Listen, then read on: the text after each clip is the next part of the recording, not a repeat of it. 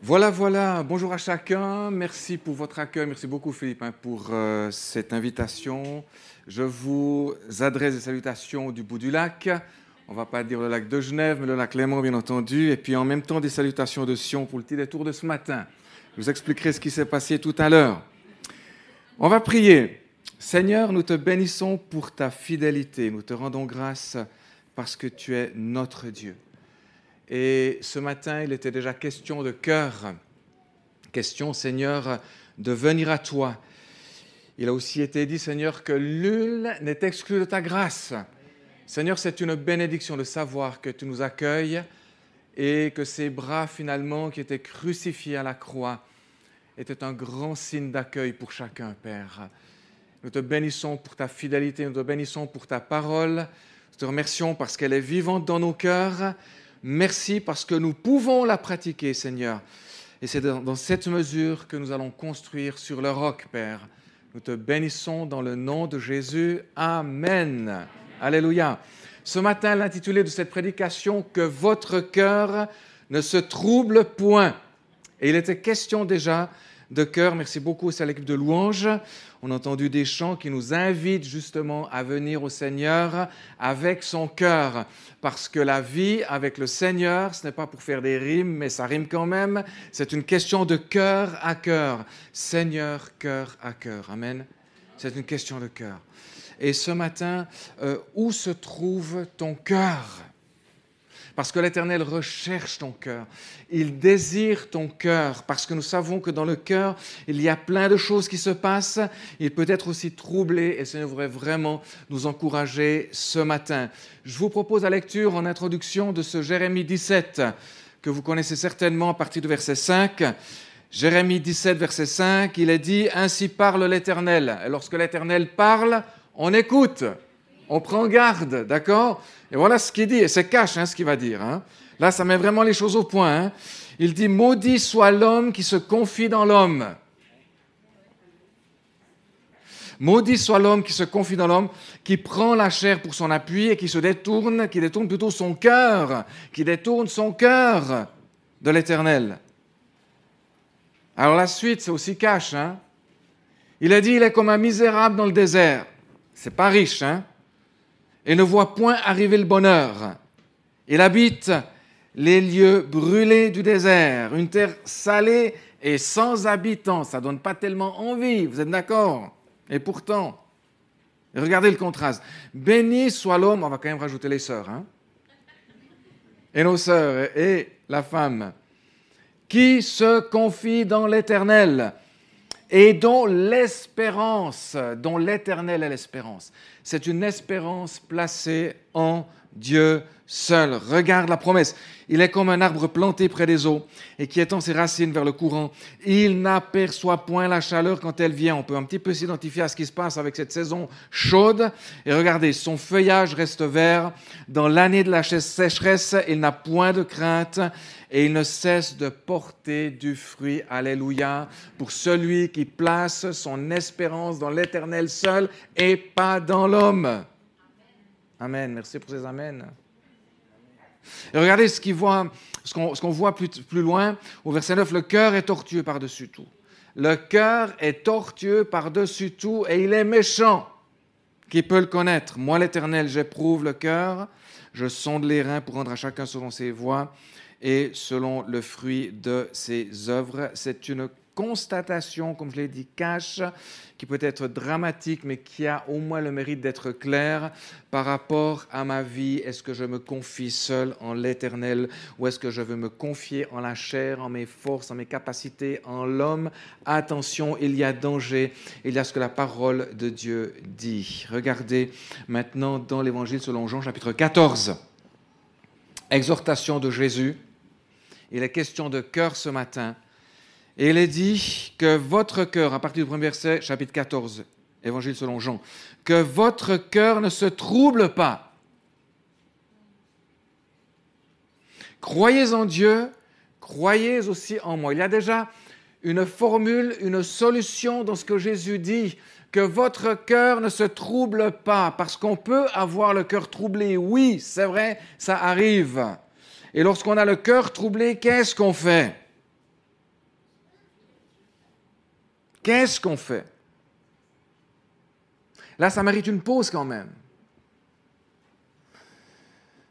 Est-ce que je pèse mes circonstances, ma situation, quelle qu'elle soit devant le Seigneur, ou est-ce que j'essaie de trouver des combines pour arranger mes pas, pour essayer de m'en sortir, je ne sais comment. Que votre cœur ne se trouble pas. Il y a une solution, et la solution est donnée dans la deuxième partie de ce verset. Croyez en Dieu, croyez aussi en moi. Ça, c'est aussi cash. D'accord? Et le terme de croire, c'est celui d'avoir la foi. C'est ce qui a donné la foi. Et chaque fois que vous avez ce terme de croire, ou la foi, c'est exactement la même signification que fidélité et confiance. C'est-à-dire que si je crois en Dieu, que si je crois en Jésus-Christ, eh bien je lui suis fidèle et je lui fais confiance. Amen.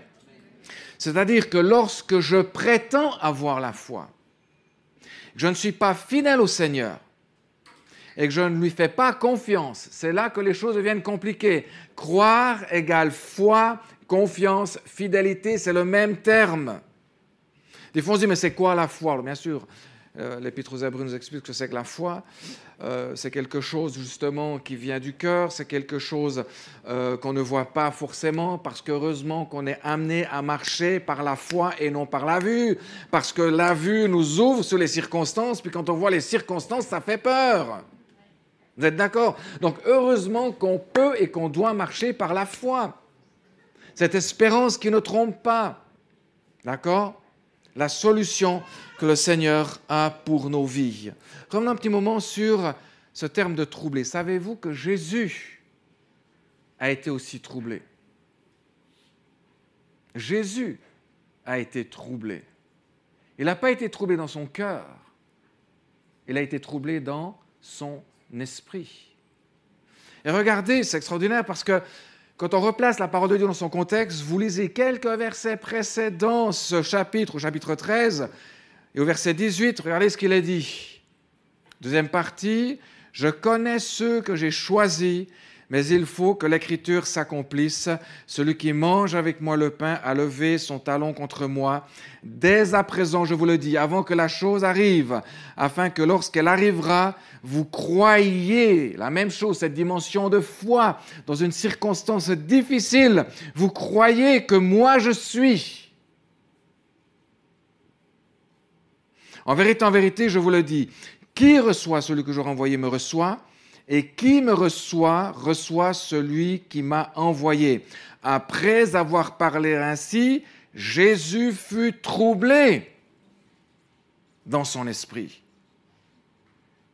et fit cette déclaration, en vérité, je vous le dis, l'un de vous me livrera.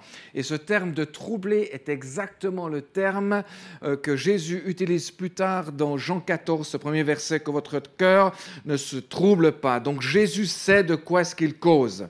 Il n'a jamais eu le cœur troublé, gloire à Dieu, mais il a eu l'esprit troublé, Jésus. Parce que la trahison était au rendez-vous. Et lorsqu'il y a la trahison, on peut être troublé, bien-aimé. Et même Jésus a été troublé au sein de la trahison. Verset 22, les disciples se regardaient les uns les autres et se demandaient de qui il parlait. Et un de ses disciples, celui que Jésus aimait, était couché à table près du sein de Jésus. Simon-Pierre lui fit signe et lui dit « Mais demande qui est celui dont il parle ?» Et ce disciple se pencha sur la poitrine de Jésus et lui dit « Seigneur, qui est-ce » Jésus répondit « C'est celui pour qui je tremperai le morceau et à qui je le donnerai. » Il trempa le morceau et le donna à Judas, fils de Simon l'Iscariote. Dès que Judas eut reçu le morceau, Satan entra en lui. Jésus lui dit « Ce que tu fais, fais-le vite. » Mais aucun de ceux qui étaient à table ne comprit pourquoi il lui disait cela. En effet, comme Judas tenait la bourse, quelques-uns pensaient que Jésus lui disait « Achète ce dont nous avons besoin pour la fête ou donne-le quelque chose aux pauvres. » Donc les disciples ne comprenaient absolument pas ce qui se passait. Et Judas prit le morceau et sortit aussitôt. Il faisait nuit. Et cette nuit, due à cette trahison, donne naissance à une prochaine nuit, celle qui va frapper lorsque Jésus sera mis en croix, lorsque Jésus s'écriera « Père, Père, pourquoi m'as-tu abandonné ?» Lorsque il y aura ces ténèbres sur la terre dues à notre péché, il y a une autre nuit que Jésus va affronter, et due à la trahison. Et je le répète, la trahison peut troubler l'esprit. Et Jésus a connu ce que c'était que d'avoir l'esprit troublé, pas le cœur, l'esprit troublé. Et il s'est toujours réfugié en son Père céleste. Même à l'heure de la croix, lorsqu'il dit « Père, Père, pourquoi m'as-tu abandonné ?» L'esprit certainement troublé. Son cœur était toujours dans le Père, parce que moi et le Père, nous sommes un. L'évangile de Jean le dit aussi, là. Vous vous rendez compte, Jésus a été au bout de l'impensable, au bout de la misère. Il n'y a pas plus misérable qu'une mort en croix. Et si tu n'as pas encore compris ou saisi, j'ai encore beaucoup de choses à saisir concernant la croix, mais la croix est le lieu le plus misérable qui soit. Et la mort de Jésus en croix me montre combien je suis misérable et combien Jésus m'a rejoint dans ma misère. Amen. Que votre cœur ne se trouble pas, parce que Christ a affronté cet enfer, on peut dire, cette détresse, cette misère, ce désespoir. Père, Père, pourquoi m'as-tu abandonné? On poursuit lorsque Judas fut sorti, Jésus dit maintenant le Fils de l'homme a été glorifié et Dieu a été glorifié en lui. Vous vous rendez compte? Au sein de la trahison, au sein du rejet, au sein de l'heure de la croix qui va frapper, Dieu va être glorifié et le Fils aussi. Qu'est-ce que ça veut dire, Seigneur? Si on se confie en l'homme, on ne va pas le comprendre. Parce que la croix, elle heurte, la croix, elle fait mal, la croix me confronte, la croix m'interpelle, la croix me place devant un choix. Est-ce que je choisis la croix ou est-ce que je l'évite? La croix me perturbe, la croix ramène là où se trouve mon cœur. Que votre cœur ne se trouble pas. On parle de l'heure de la croix, et Jésus donne cette exhortation suite à ce qui vient de se passer. Bien sûr qu'il a eu l'esprit troublé. Bien sûr ce qu'il sait, ce que c'est que d'avoir l'esprit troublé. Mais Jésus veut les rassurer. C'est extraordinaire de voir cette dimension de cette heure qui frappe, de cette heure qui me frappe, de cette heure qui confronte ma réalité humaine, de ce cœur de Jésus qui est là pour me secourir. Lorsque Judas fut sorti, Jésus dit maintenant, le Fils de l'homme a été glorifié. Dieu a été aussi glorifié en lui. Si Dieu a été glorifié en lui, Dieu aussi le glorifiera en lui-même et il le glorifiera bientôt. Petits enfants, je suis encore pour un peu de temps avec vous. Vous me chercherez et comme j'ai dit aux Juifs, là où je vais, vous ne pourrez venir. À vous aussi, je le dis maintenant. Il y a l'intimité de Jésus avec ses disciples et il leur donne des choses absolument extraordinaires. Nous sommes dans, si vous voulez, l'aube du Nouveau Testament où le Nouveau Testament va être scellé par le sang de Jésus qui a coulé à la croix. Et lorsque quelqu'un donne un Nouveau Testament, lorsque quelqu'un lègue quelque chose, on prend vraiment acte de ce qu'il dit, n'est-ce pas? Et voilà ce qu'il leur dit au sein de la trahison. Au milieu de la trahison, il n'y a pas cœur meilleur que celui de Dieu. Il n'y a pas plus bon cœur que Dieu. Au sein de la trahison, regardez ce qu'il dit. Il dit, je vous donne un commandement nouveau. Aimez-vous les uns les autres, comme je vous ai aimé aussi. Aimez-vous les uns les autres. Parce que dans l'amour parfait, total, fraternel, il n'y a pas de trahison. Amen. Il n'y a pas de division. Il n'y a pas d'agenda caché. Il n'y a pas d'ambition personnelle. Oh, c'est facile l'Église, entre guillemets, lorsque malheureusement on vit peut-être une période difficile au travail, lorsqu'on n'est peut-être pas forcément reconnu dans sa tâche au travail. Oh, il y a l'Église. Là, au moins, je pourrais me réaliser, n'est-ce pas? Attention à ce genre de choses. Ce n'est pas le cœur de Jésus. Le cœur de Jésus a été glorifié au sein de la trahison parce qu'il était attaché à son Père. On voit tout l'amour de Dieu dans l'évangile absolument extraordinaire. Et à l'aube de cette crucifixion, il leur dit « Aimez-vous les uns les autres ». Ce commandement extraordinaire qu'il a donné à ses disciples, qu'il nous répète encore aujourd'hui, je vous donne un commandement nouveau, aimez-vous les uns les autres comme je vous ai aimé, vous aussi aimez-vous les uns les autres. Et regardez plus loin, à ceux-ci, tous reconnaîtront que vous êtes mes disciples, pas que quelques-uns, tous reconnaîtront que vous êtes mes disciples si vous avez de l'amour les uns pour les autres. Amen. Simon-Pierre lui dit, Seigneur, où vas-tu ? Après tout cela, explique-moi, Seigneur. Et je crois que ça vaut la peine de se poser la question aussi.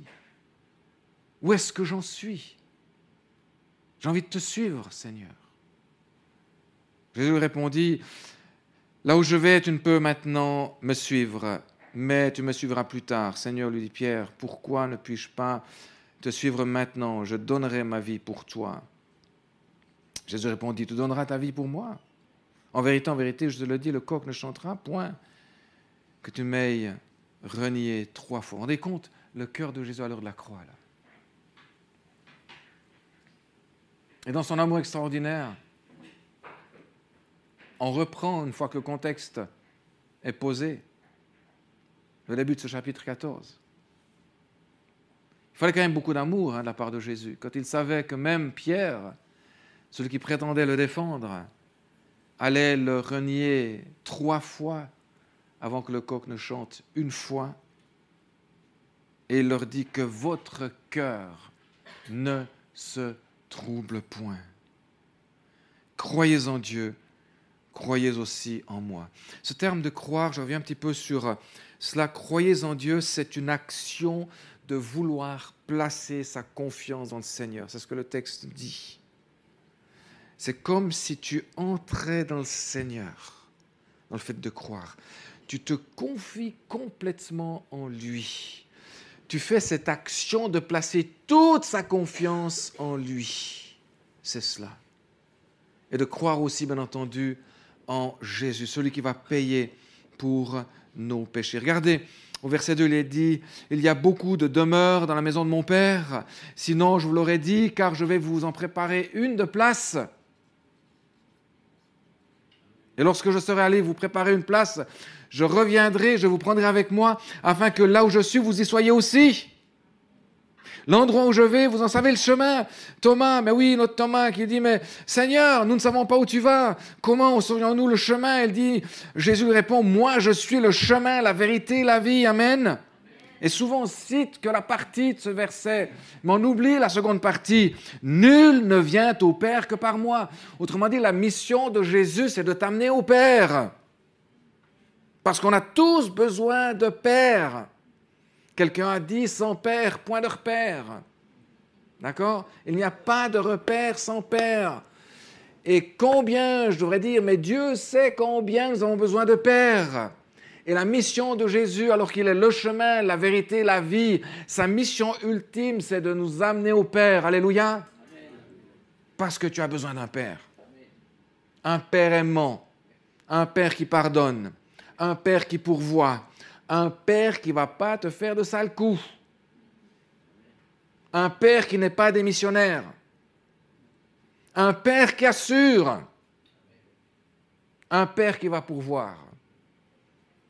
Un Père qui t'aime, un Père qui se donne, un Père qui ne veut pas que tu te perdes. Amen. J'ai besoin de ce Père. Moi qui ai eu la grâce d'être papa, combien j'ai besoin d'un papa. Mon papa est décédé il y a 2 ans. Je ne pensais pas pleurer autant mon papa, c'est étonnant. Quand on a une perte comme ça d'un père, j'ai encore ma maman, merci Seigneur. Cultivez, si c'est encore possible pour vous, cette relation avec votre père, bien sûr terrestre, avec votre maman. C'est une grâce, bien sûr, que nous honorons notre père, notre mère.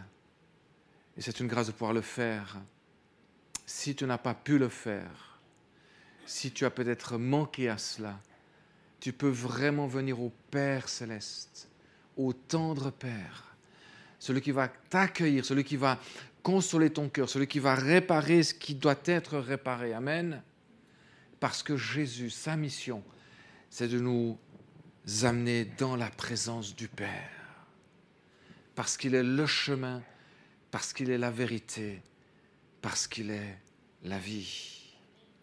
Ce qui est extraordinaire dans ce texte, et nous citons que la parole de Dieu dans son contexte, quand il est dit que votre cœur ne se trouble pas, croyez en Dieu, croyez aussi en moi. Si tu fais aujourd'hui cette démarche de ne te confier que dans le Père, qu'en Dieu seul, eh bien c'est là que tu es vraiment à la maison. Amen. C'est ce que le texte dit. Parce que le fait de placer ma confiance dans l'Éternel, mon Dieu, le fait de placer ma confiance en Jésus-Christ, mon Sauveur et Seigneur, ça me ramène à la maison. Il y a cette promesse de la maison. Amen. C'est là que j'appartiens. C'est là que je vais habiter pour l'éternité. C'est là que se tient la présence. C'est là où ça vaut la peine de vivre. Amen. Quelle que soit la galère que j'ai, que votre cœur ne se trouble pas. Alors, je vous raconte un petit peu ce qui s'est passé ce matin pour moi. Alors, il y a un peu plus d'une semaine, je fais mon petit programme. Je serai à l'église de Réveil de Martigny, très honoré d'être parmi vous aujourd'hui. Magnifique, merci Philippe pour l'invitation encore une fois. Je suis en transport en commun, j'ai l'abonnement général, facile. Alors vous avez aujourd'hui ces appareils magnifiques, Android, iPhone et compagnie. Et puis vous avez l'horaire CFF tactile, c'est extraordinaire. Pas besoin de taper. Enfin, vous pesez quand même sur l'application, n'est-ce pas? Puis vous avez l'horaire tactile, puis après mettez un doigt sur Genève, mettez l'autre doigt sur Martigny, vous tirez une ligne et puis l'horaire qui est fait. Non, mais c'est extraordinaire, vous êtes d'accord hein, quand même. Facile. Très facile. Bon, oui, bien sûr. Voilà. Alors ensuite, il y a l'horaire qui se met en place. Et puis je me dis tranquille, je pars assez tôt, le train à 7h39. Il y a un changement à Lausanne. Je mets mon changement à Lausanne, départ 8h21 pour arriver à Martigny à 9h11. Tranquille. Je serai suffisamment à l'heure, pas de souci. Ce matin, je me réveille bien avant l'heure, parce que sachez que pour un pasteur, je ne sais pas si ça t'arrive, Philippe, mais la nuit de samedi à dimanche, ce sont des nuits courtes, surtout lorsque nous prêchons, parce qu'il y a toute la prédication qui se répète. Enfin voilà, en tout cas, moi, c'est le cas. Je dors très peu, donc je ne vais pas vous dire à quelle heure je me suis réveillé ce matin, mais quand même très tôt, n'est-ce pas? Bien que ça ne se voyait pas quand je suis arrivé en retard. Bon, bref. Je prends mon train, j'arrive un quart d'heure avant la gare à Genève. Je monte dans l'Euro... Alors, je n'y suis jamais allé. l'Eurocity qui va jusqu'à Venise. Alors, je me dis, oula, j'ai l'impression de partir en vacances ce matin. Toute la Riviera, c'est formidable. Je me dis, bon, attends, ils annoncent, brigue et tout. Je me dis, ben, je reste dans le train. Grave erreur. Il fallait que je change à Lausanne. Et quand vous arrivez à Montreux, que vous partez de Montreux et puis que vous voyez le prochain arrêt Sion, vous commencez à angoisser, là. Je dois dire que mon cœur est un petit peu troublé quand même, n'est-ce pas? Bon, qu'est-ce que je fais? J'appelle Philippe, qu'est-ce qui se passe? Alors tout de suite, je prends mon Android, n'est-ce pas? Je reviens à mon horaire tactile. Et puis je fais Sion-Martigny. Et vous savez qu'ensuite, c'est assez extraordinaire parce que avec mon détour de Sion de ce matin, ben, je suis arrivé 3 minutes en retard. Tellement les horaires suisses sont bien faits. Non, mais c'est extraordinaire. Mais je me dis, mais Seigneur, pourquoi? Pourquoi une telle chose? J'ai mis mon horaire, j'ai mis mon changement. Je me dis, mais qu'est-ce qui se passe? Ce que j'ai bien réveillé ce matin, ce qui est extraordinaire, c'est que je vois une contrôleuse arriver ce matin dans le train, donc depuis Sion, et puis je me dis, je crois bien que je la connais, la sœur, là. J'avais de profil, elle me regarde, on se regarde. En fait, c'est une sœur de l'église de Réveil de Genève. Donc, elle pourra vraiment checker. Quand elle verra Genève, j'étais bien à Martigny aujourd'hui, n'est-ce pas? Je me suis tellement trouvé bête qu'elle voit son pasteur dans ce train de Sion à Martigny. Non, mais attends. Non, mais c'est risible. Non, mais je vous dis, il y a des situations, c'est incroyable. Alors, un petit peu papoté, je n'ai pas trop bafouillé, j'ai dit que je venais de Genève, mais enfin bref. Elle a dû se dire, mais je suis ici.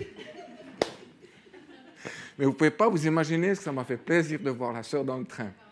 Je pense que, j'essaie de trouver un prétexte, mais c'était peut-être un encouragement pour elle de voir son pasteur dans le train, je ne sais pas. Mais des fois, il y a des situations, tu te dis, mais qu'est-ce qui se passe? Que votre cœur ne se trouble pas. Quoi qu'il arrive. Quoi qu'il arrive. Des fois, il m'arrive des trucs dans ma vie, pourtant, tu as programmé, etc. Je me dis, mais qu'est-ce qui se passe?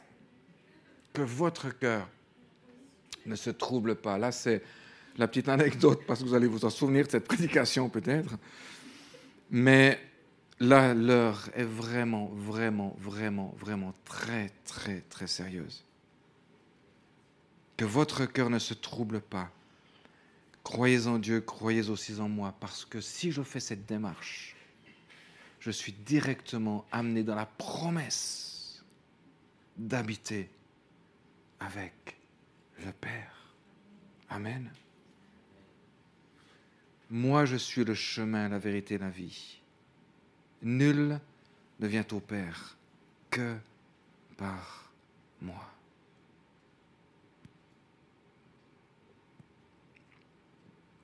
Ensuite, bien sûr, il y a même la promesse du Saint-Esprit. Au verset 15, si vous gardez mes commandements, vous m'aimez. Si vous m'aimez, gardez mes commandements. Et moi, je prierai le Père. Il vous donnera un autre consolateur qui soit éternellement avec vous. Alléluia! Amen. On est déjà à la maison avec le Seigneur par l'Esprit. Alléluia! Et regarde, l'Esprit de vérité, il n'y a pas de mensonge dans le Saint-Esprit. Il n'y a pas de mensonge. L'Esprit de vérité que le monde ne peut recevoir parce qu'il ne le voit pas et ne le connaît pas. Mais vous, alléluia, mais vous le connaissez. Pourquoi? Parce qu'il demeure auprès de vous et qu'il sera en vous. Et ce Père ne va jamais laisser orphelin, verset 18. Je ne vous laisserai pas orphelin, je viendrai vers vous. Alléluia. Encore un peu de temps et le monde ne me verra plus, mais vous me verrez parce que moi je vis et que vous aussi, vous vivrez. Il y a cette promesse qui est faite pour toi ce matin. N'ayez pas des pensées suicidaires, n'ayez pas des pensées de mort, parce qu'en Christ, vous vivrez. Amen. Il est dit cela. Vous vivrez. La vie en abondance. Et ça, c'est extraordinaire aussi. En Christ, lorsque tu viens en Christ, lorsqu'il y a cette promesse du Saint-Esprit, c'est en vue d'avoir cette vie en abondance. Et le fait d'avoir cette promesse, vous vivrez, tu vivras certainement. Amen. Il nous faut vraiment confronter la mort. Vous savez, l'ennemi, avec ses pensées parfois de suicide, ses pensées de désespoir, ses pensées de mort, il est intraitable, le diable. Et nous devons aussi le traiter de manière intraitable. Et être ferme dans les promesses en Christ qui sont oui et amen. Alléluia. Et qui nous donnent la vie éternelle parce que Dieu n'est pas menteur. Alléluia. Je vais juste prier parce qu'on arrive tout simplement à la conclusion de ce partage. Seigneur, je te remercie pour ta parole. Je te remercie pour ta fidélité. Je te remercie, Seigneur, pour ton amour. Je te remercie, Seigneur, parce que nous avons rendez-vous avec toi ce matin. Père, nous te bénissons parce que, quelles que soient nos circonstances, tu nous dis que votre cœur ne se trouble pas. Comment? Croyez en Dieu et croyez aussi en moi. Parce que je veux vous amener dans les bras du Père. Parce qu'en moi, par la promesse de l'Esprit, par l'Esprit qui m'habite, alléluia, eh bien, je suis déjà dans la maison du Père. Seigneur, merci pour ta consolation aujourd'hui. Merci pour la promesse de la vie éternelle, Père. Merci parce que tu demeures fidèle, Seigneur. Merci parce que tu ne mens pas. Merci parce qu'en toi, j'ai véritablement un Père. Merci parce que mon seul repère est en toi, Dieu le Père. Merci parce que tu connais les jours de ma vie. Merci pour la vie que tu as renouvelée en moi aujourd'hui. Et merci pour la possibilité que j'ai encore de me tourner vers toi, Seigneur. Seigneur, il y a eu un appel ce matin par le pasteur. Te prions, Seigneur, pour là où les personnes qui doivent venir encore à Jésus, qui veulent venir à Jésus. On va garder les yeux fermés ce matin encore. Je peux fermer l'appel si tu veux, Philippe, si tu le permets. Est-ce qu'il y a peut-être un pas de plus à faire aujourd'hui? Est-ce que tu veux davantage t'engager pour ton Sauveur et Seigneur? Peut-être que c'est la première fois que tu entends ces choses. Peut-être que c'est la première fois que ces choses percutent ton cœur. Je ne sais pas ce qui se passe en toi. Peut-être que tu veux répondre à cet appel que votre cœur ne se trouble pas. Et tu veux faire cette démarche ce matin de placer toute ta confiance en l'Éternel. Alléluia. Parce qu'il ne t'a pas trahi, lui. Tu veux faire ce pas ce matin. On garde les yeux fermés. Tu peux seulement et simplement lever ta main là où tu es. Si tu veux faire cette démarche devant le Seigneur. Amen, oui. Alléluia, oui, Seigneur. Alléluia, oui, Jésus. Merci, Seigneur, oui. Oui, Seigneur. Alléluia. S'il y aura encore quelqu'un qui voudra faire une démarche de renouveler sa confiance à l'Éternel, Seigneur, vois ce qui se passe dans ton cœur. C'est une question, amen, c'est une question de cœur à cœur. Alléluia. Peut-être retrouver les conseillers à la fin du culte, le pasteur, même s'il est en vacances. Il va se faire un plaisir de pouvoir vous conseiller. Vous pouvez baisser la main, merci beaucoup. Je vais encore prier pour vous. Seigneur, tu as vu ces mains qui se sont levées aujourd'hui en signe d'accord avec toi. Ils sont d'accord, Seigneur. Et tu honores ceux qui t'honorent, Seigneur. Ce n'est pas anodin ce qui se passe ce matin dans les cœurs. Tu respectes ce qui se passe dans les cœurs parce qu'on l'a encore entendu aujourd'hui, c'est une question de cœur à cœur avec toi. Ce n'est pas une formalité, Seigneur. C'est quelque chose d'authentique, de fort. Seigneur, tu as connu cette heure absolument épouvantable de la croix et au sein de la trahison, Seigneur. Tu dis que votre cœur ne se trouble pas. Il n'y a que toi qui peux comprendre ce que c'est que la trahison. Il n'y a que toi qui peux comprendre ce que c'est qu'un esprit complètement troublé, Seigneur. Je te prie, Éternel, pour ton assemblée et pour les frères et sœurs qui ont levé la main, de les rejoindre là où ils en sont, Père. Dans cet amour extraordinaire, par ta présence, par ton amour, par ta guérison intérieure, Seigneur, parce qu'ils veulent venir à toi, parce qu'ils veulent rencontrer ce Père au travers de Jésus. Nul ne vient au Père que par moi. Seigneur, ta mission, elle est là. Et tu n'es pas des missionnaires de ta mission, Seigneur, de ramener au Père. Seigneur, révèle-toi à mes frères et sœurs comme ce tendre Père. Et je répète, nul n'est exclu de la grâce de Dieu ce matin. Viens tel que tu es à Jésus. Amen. Alléluia, Seigneur.